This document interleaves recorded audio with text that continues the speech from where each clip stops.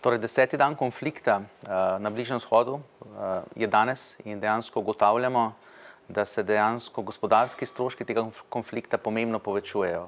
Dejansko vidimo v bistvu prisotnost uničevanja dela infrastrukture tudi pri nafti v zalivskih državah, kar nekako je povzročilo strah na mednarodnih finančnih trgih o dejansko fizični dobavljivosti nafte in seveda fizični dobavljivosti zemeljskega plina iz zalivskih držav. Posledično smo videli v ponoči, da so cene nafte Brenta celo poskočile preko $120 za sodček, potem so se pa znižale na okoli $100 za sodček, ko je dejansko Mednarodna agencija za energijo izjavila, da se danes srečujejo finančni ministri 32 držav te organizacije, ko naj bi razpravljali o izrednem znižanju strateških rezerv, kar bi dejansko praviloma moralo pomiriti trge in tudi deloma je. Torej dejansko je ta organizacija v zgodovini že 5-krat izredno povečala nekako število naftnih derivatov na trgu, da bi pomirila trge. Nazadnje je bilo to 2-krat leta 2022 ob začetku invazije v Ukrajini. Tako da tudi zdaj se nekako pričakuje, da bo ta nekako usklajena akcija morda prispevala k pomiritvi trgov. Dejansko te države imajo približno za 2 milijardi sodčkov v strateških rezervah.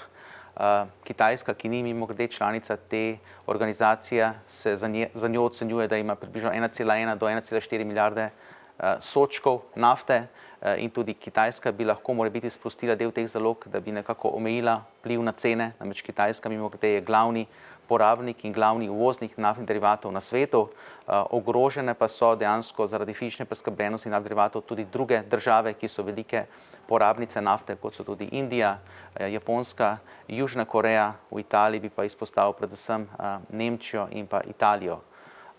Zdaj, mogoče bi veljalo opozoriti tudi, da se vsaj aktualno dogajajo neke paralele, vzporednice tudi z letom 2022. Zakaj? Dejansko vidimo tudi poleg dviga cen naftnih derivatov tudi visok dvig cen zemeljskega plina. Dejansko so se cene zemeljskega plina podvojile nekje iz 30 evrov na megavatno uro na 60 evrov na megavatno uro za dobavo plina v naslednjih mesecih, kar bo imelo predvsem na kratek rok vpliv na določena industrijska podjetja, ki del svoje porabe seveda zakupujejo tudi na podlagi mesečnih pogodb. Večino seveda so zakupile po nižjih cenah v preteklih četrtletjih, vendar del seveda porabe zakupujejo tudi po tekočih tržnih cenah. Tukaj bi predvsem izpostavil morda v kontekstu Slovenije kemično, papirno industrijo, tudi industrijo kovin oziroma metalurgijo in pa tudi prehrambeno industrijo. To so 4 industrije, ki zelo veliko porabijo zemeljskega plina. Pa rad opozoril bi tudi to, da seveda višje cene nafte in pa zemeljskega plina so že nekako vplivale na višjo ceno premoga. Zakaj?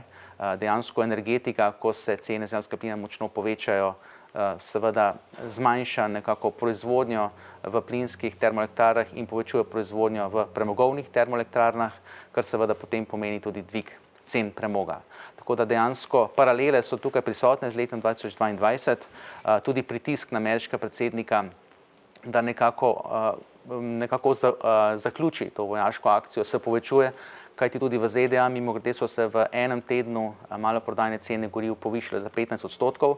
Tudi v večini držav, ki seveda imajo liberalizirane cene goriv, so se v enem tednu te cene goriv povečale za 15%, kar je relativno veliko glede na zgodovinsko povprečje. In pa tudi pri aktualnih ravneh moramo vedeti, da se bodo te cene povečale še za 10%. In seveda ta zaskrbljenost voditeljev držav po celem svetu je seveda bo zelo verjetno prinesla k neki vrste koordinirani akciji. Na drugi strani pa še vedno imamo tveganja, vkolikor se bo nadaljevalo z uničevanjem naftne infrastrukture v Iranu ali pa v zalivskih državah, kajti lahko bi bila ta dobavljivost zemeljskega plina ali pa naftnih derivatov dlje časa prisotna, kar bi seveda vplivalo na dlje časa povišane cene. V kontekstu Slovenije pa mogoče vsaj pri gospodinjstvih imamo to srečo, da država oziroma vlada regulira ceno z uredbo in bo zelo verjetno tudi z jutrišnjim dnem znižala del regulirane cene prek nižjih trošarin, kar bo po moji oceni še vedno vplivalo na rahlo rast cen, vendar vseeno bo v bistvu velik del tega prirasti dejansko zamejen. Moramo pa se še eno stvar zavedati, tudi mi, Slovenija, smo pač del Evrope, tako da tudi cene goriv ne morejo zdaj bistveno odstopati od sosednjih držav, tako da tudi tukaj moramo imeti v mislih v bistvu, kakšen manevrski prostor tudi imamo.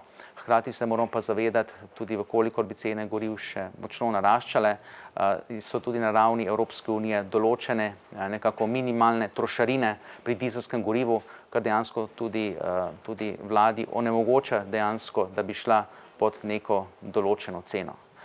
Tako da izzivi, kot rečeno, na kratek rok, predvsem večji mogoče za te velike industrijske porabnike plina pri delu cene, pa vkolikor bi prišlo do rasti cen naftnih derivatov, potem seveda tudi za samo transportno panogo in pa panogo tudi železniškega prometa, ki enako porablja deloma tudi dizelsko gorivo pri pogonu lokomotiv.